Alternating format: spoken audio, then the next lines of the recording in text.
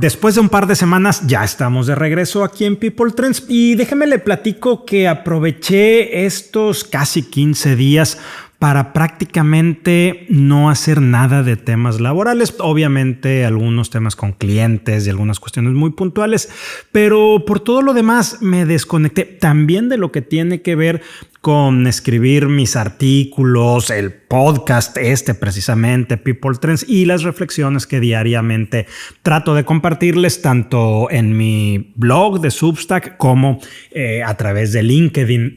Y esto fue bastante importante porque obviamente la primera semana fue como... ¿Cómo podría decirlo? Fue como sentir que los altos niveles de estrés, de cansancio y de actividades empiezan a bajar. Fue como relajante, fue algo muy interesante donde, déjeme le adelanto, en ningún momento sentí ni siquiera un poco de culpa, pero sí los primeros 7 días fue como una especie de descompresión, era la palabra que estaba buscando. La segunda semana fue muy interesante porque ya empecé a reflejar temas de creatividad, de nuevas ideas para traer a este espacio, para algunas cosas que quiero estar escribiendo, para algunos enfoques que quiero hacer. Y esto refuerza nuevamente la gran relevancia, primero, de tomar vacaciones. Usted lo sabe, me ha leído desde hace muchos años. Soy un gran partidario de que la gente tome vacaciones las más que pueda. Pero segundo, también que la gente se pueda desconectar durante las vacaciones, es decir, que no sea como yo alguna vez fui, también se lo conté, que iba cargando con mi laptop a todas partes, pero que aparte me conectaba incluso a algunas reuniones. Y esto evidentemente tiene que ver con cómo se manejaban hace algunos 20 o 25 años las cosas en las oficinas, en los trabajos, donde la cultura laboral exitosa, el desempeño exitoso de las personas era acumular días sin descansar, y esto era visto como una medalla de compromiso. Incluso quizá usted recordará que había gente que llevaba años sin tomar vacaciones, como si la autoexplotación fuera una virtud profesional. Incluso las mismas empresas, los mismos líderes, los jefes, transmitían ese sentimiento de culpa cuando regresabas a la oficina con frases del tipo: espero que hayas descansado porque hay mucho trabajo acumulado.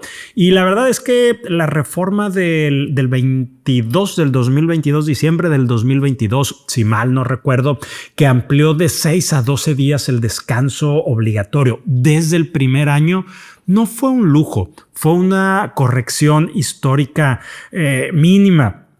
Y entonces nos empezamos a dar cuenta que descansar no es ausencia de productividad, es recuperación. Era lo que le comentaba yo hace unos momentos, como mi primera semana fue de descompresión, pero la segunda semana fue más enfocada al tema creativo, al tema donde empiezan a llegar nuevas ideas. Y si nos vamos al método científico, está comprobado que no tomar vacaciones enferma, que tiene un impacto físico y psicológico, que hay riesgos asociados como el estrés crónico, las enfermedades cardíacas, la diabetes, la obesidad, la hipertensión, la insatisfacción, pero sobre todo la falta de compromiso laboral.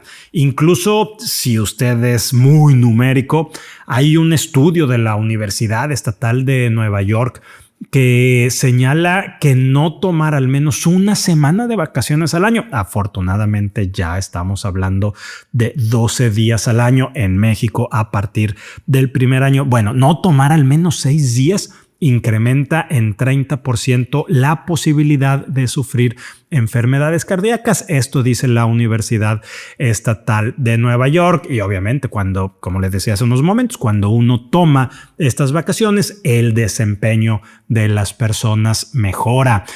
Alejarse del trabajo ayuda, por paradójico que parezca, a trabajar mejor. Y el liderazgo moderno, ya lo vivimos, no es un lugar donde quisiéramos llegar, no es un estado del arte. Creo que muchas organizaciones, sobre todo organizaciones formales, ya entienden que hay que respetar el descanso. Un líder no debería esperar que el colaborador pida permiso para tomar unas vacaciones, como si descansar fuera una concesión. No, es parte del salario. Y las vacaciones, obviamente, es un momento de desconexión. No se vale buscar al colaborador para una duda rápida, para que se pueda conectar 3, 4, 5 minutos. Es definitivamente una mala práctica. Y quiero cerrar con esta frase de alguna de mis columnas que ahorita que estaba revisando lo que he escrito a este respecto, extraje esta frase que dice básicamente que si quieres tener más éxito en el trabajo, lo mejor que puedes hacer es alejarte de él. Es lo que deberíamos de estar buscando en estos momentos, lo que deberíamos de estar haciendo. Ya estamos de regreso. Muchas gracias por estar aquí con nosotros.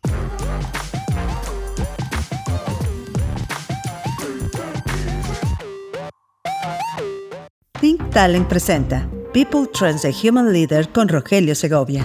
Te damos la bienvenida a este espacio en el cual analizaremos los aspectos más relevantes del mundo empresarial, del talento y las tendencias del mercado, así como el impacto que tienen en el presente y futuro de las personas. Gracias por acompañarnos. Pues como le decía hace unos momentos, bienvenidos de regreso a People Trends, un espacio que explora los aspectos más relevantes del talento y del trabajo. Hoy es martes 30 de junio y este es nuestro episodio número 131. Yo soy Rogelio Segovia. Gracias por estar aquí de regreso después de esta pausa de 2 semanas.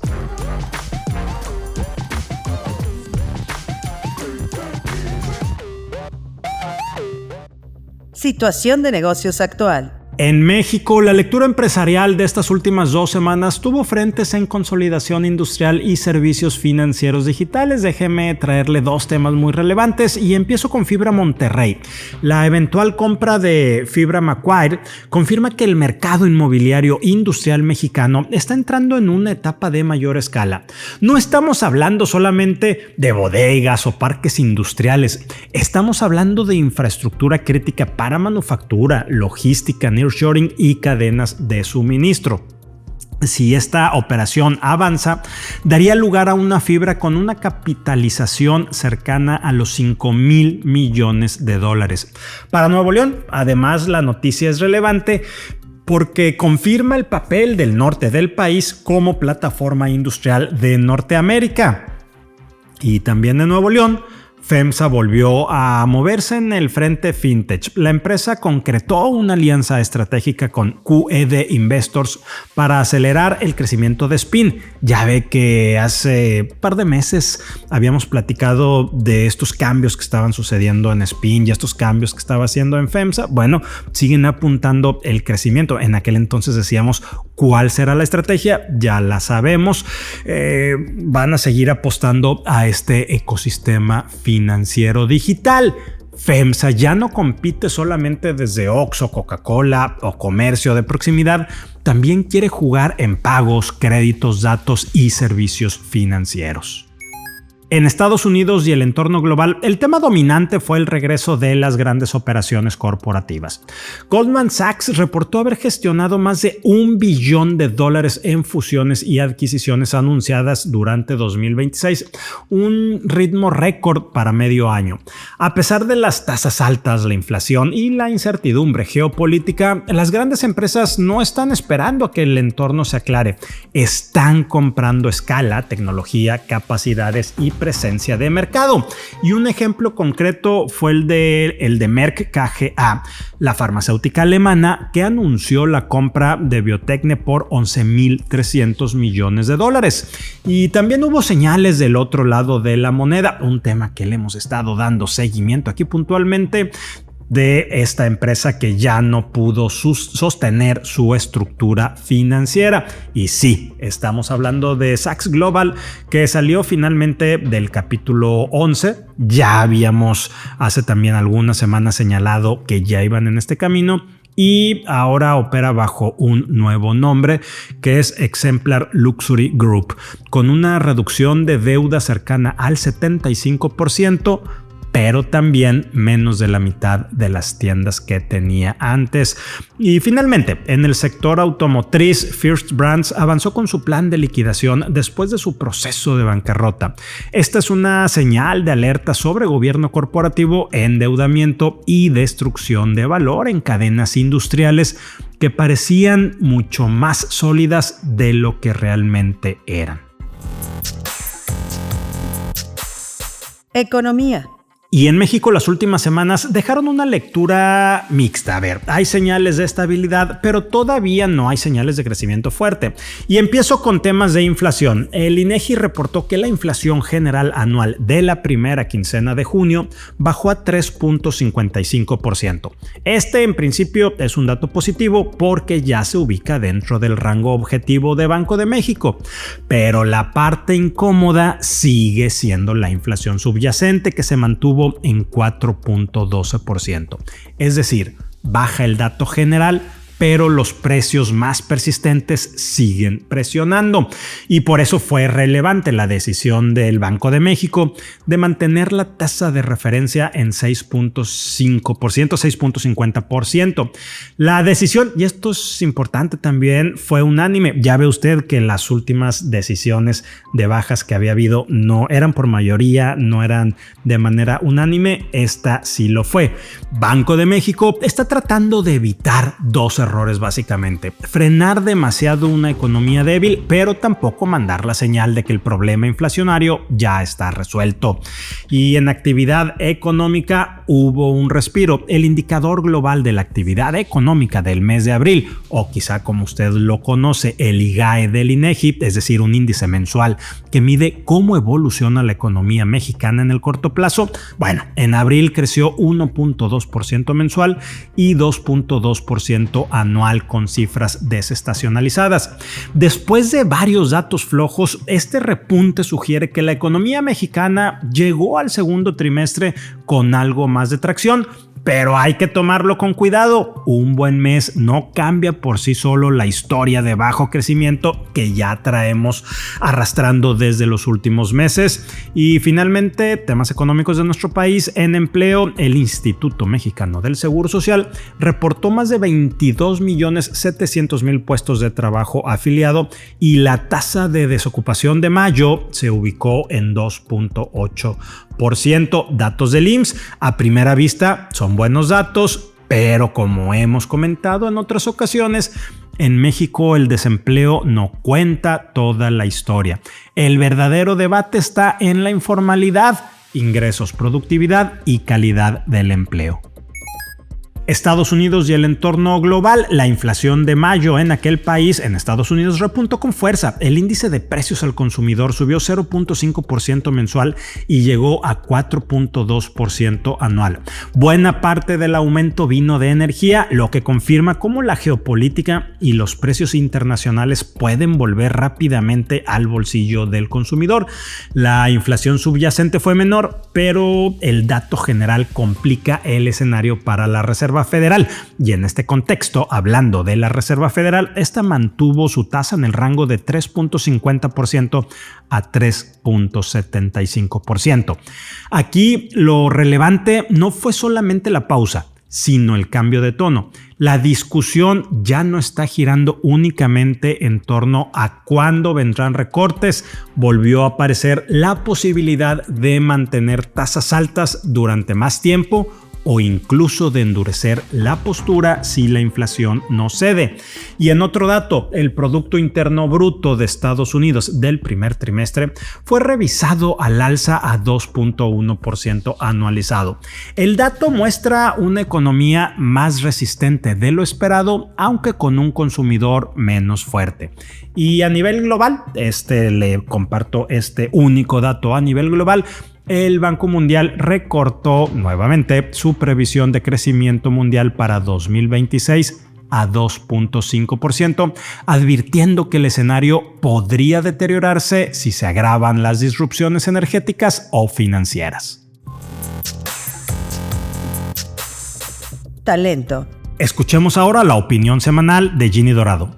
Hola. Un gusto coincidir de nuevo en este espacio para hablar desde la experiencia en liderazgo, talento y cultura. haciendo cable a tierra como siempre con el negocio.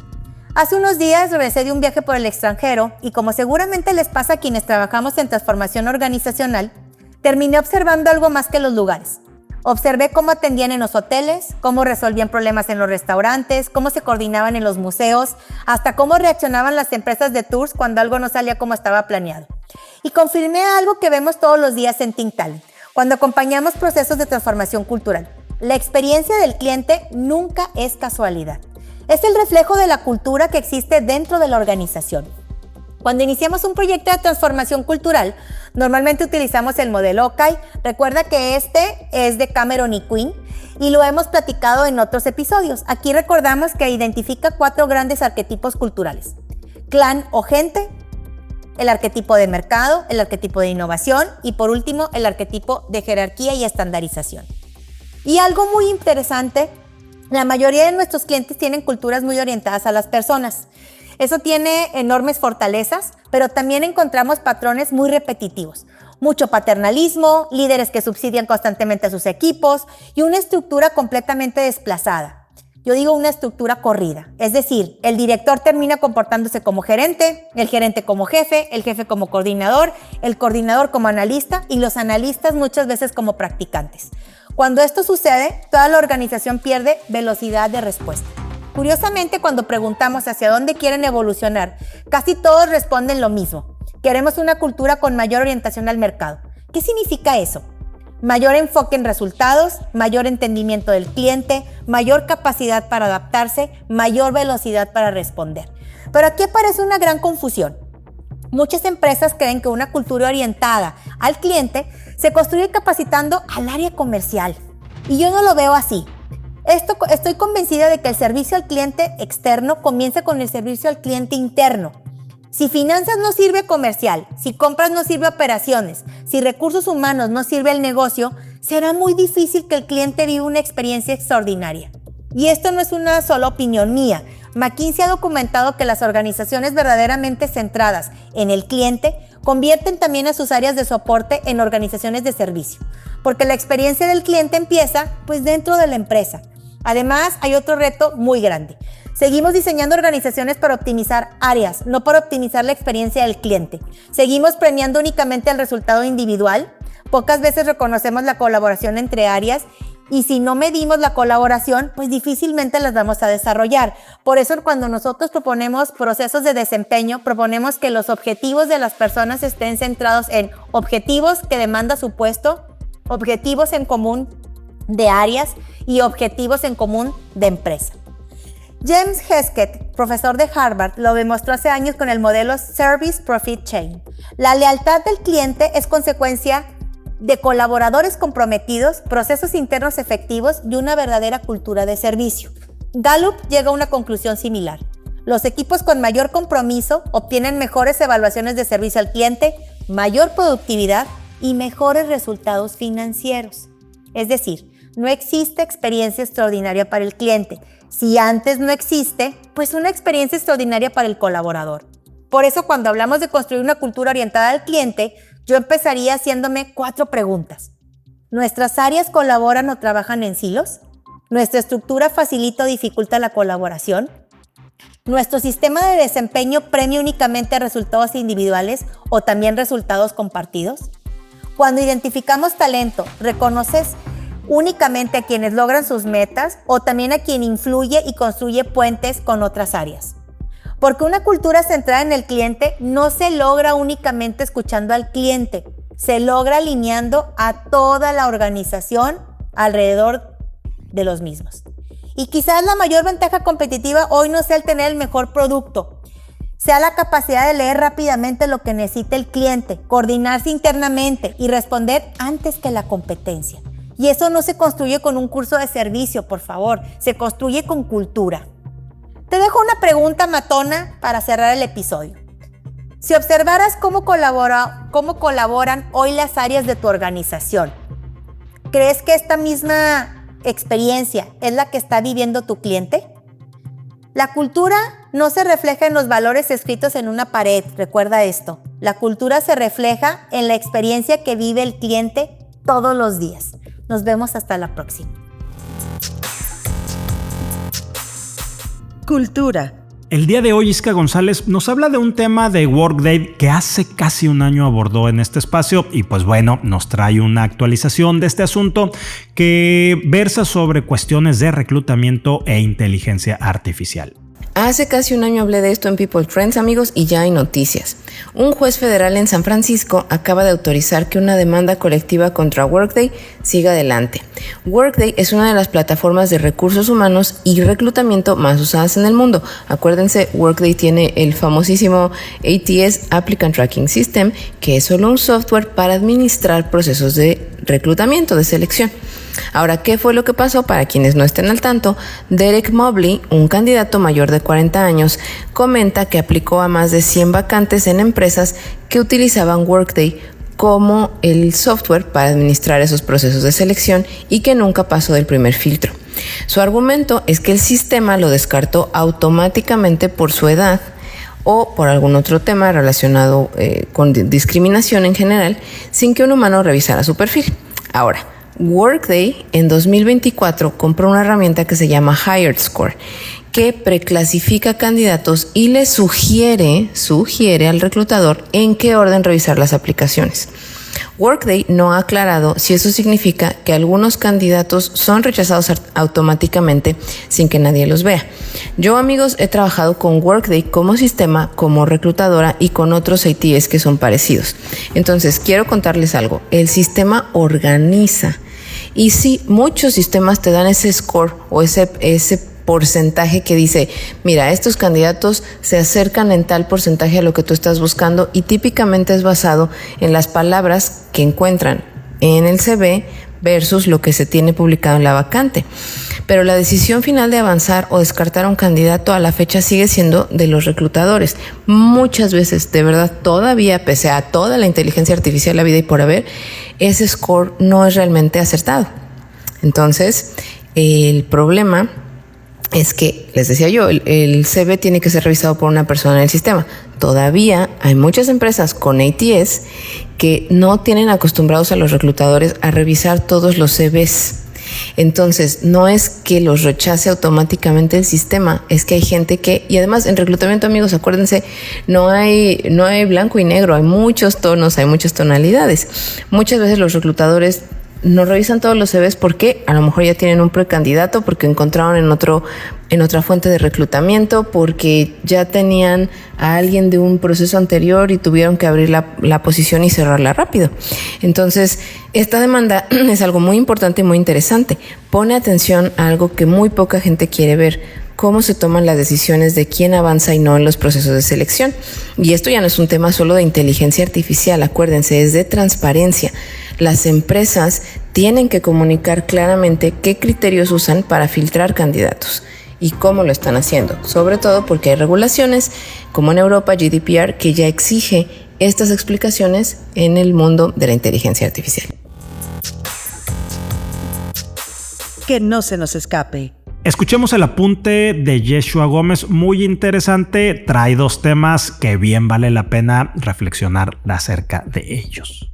Esta semana circularon diversas notas informando que Nuevo León decretó como feriado el último día de actividad mundialista en la entidad. Además, se suman las diversas publicadas por la Ciudad de México con motivo de los partidos del Mundial. Sin embargo, desde la perspectiva laboral es importante hacer una precisión. Los decretos publicados no crean un nuevo día de descanso obligatorio para todos los trabajadores. Lo que sí hacen es establecer medidas administrativas que aplican dentro del ámbito de competencia de cada autoridad. Por ejemplo, la suspensión de clases para instituciones educativas sujetas a la autoridad correspondiente, medidas para los servidores públicos de la administración estatal o federal, depende de quién haya publicado, esquemas de teletrabajo o jornadas flexibles para dependencias gubernamentales solamente. Pero eso no modifica las obligaciones de los patrones de la iniciativa privada. En materia laboral, los días de descanso obligatorio, acuérdense que están previstos en la Ley Federal del Trabajo. Y un gobierno estatal no puede, ni debe, ni tiene competencia para crear nuevos días festivos obligatorios para empresas particulares. Por ello, cuando las autoridades hacen un llamado a que las empresas otorguen home office, horarios flexibles o liberen parte de la jornada, se trata precisamente de eso. Solamente una invitación o una recomendación. no de una obligación jurídica para el sector privado. Ahora bien, ¿qué recomendamos a las empresas? Si por razones de movilidad, seguridad o continuidad operativa desean implementar esquemas especiales durante los partidos del Mundial, pueden hacerlo definitivamente, pero esto como una decisión organizacional, documentándola adecuadamente y comunicándola con anticipación a los colaboradores. La conclusión es bien sencilla. No todo lo que aparece publicado en el Diario Oficial de la Federación o en un periódico oficial implica automáticamente una obligación para todos los empleadores. Siempre hay que revisar el ámbito de competencia de la autoridad que emite el acto y a quién va dirigido. Nos escuchamos la próxima semana en el People Trends. Y así cerramos el episodio número 131 de People Trends. Gracias por acompañarnos este martes 31 de junio. Recuerde por favor seguirnos en Spotify, Apple Podcast o Amazon Music o en su plataforma favorita, pero también de activar la campana para recibir notificaciones de los nuevos episodios. Yo soy Rogelio Segovia, me encuentra en X como @Rogelio Segovia y en mis columnas del newsletter de Human Leader de manera semanal y del periódico El Norte de Grupo Reforma de manera quincenal. Gracias por estar de regreso.